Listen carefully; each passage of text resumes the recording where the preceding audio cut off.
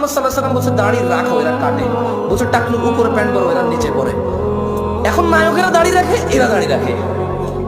আল্লাহ তাআলা বলছে হালাল খাও, এরা সবসময় হারামের প্রতি ঝুঁকে থাকে। ইসলাম যত কিছু আদেশ করছে, মুসলমানদের বর্তমানে কাজ হয়ে গেছে সবকিছু বিরুদ্ধচারণ করা।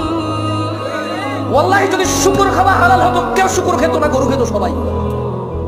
যদি মদ খাওয়া হালাল হতো, এই মুসলমানরা মদের প্রতি এত আকৃষ্ট থাকতো না, সবাই পানের প্রতি থাকতো আকৃষ্ট। যদি সুদ আর ঘুষ খাওয়া হালাল হতো, তাহলে আজকের যে মুসলমান আমার চোখের সামনে আসি, আমরা আমার মনে হয় এরা কেউ সুদ আর ঘুষ খেত না। ওয়াল্লাহি যদি নামাজ পড়লে পাপ হতো, তা ফজরে তুমি মসজিদে জায়গা দিতে পারতা না। গান শুনলে পাপ হয়, কনসার্টে জায়গা হয় না। গান শুনলে পাপ হয়, কনসার্টে জায়গা হয় না।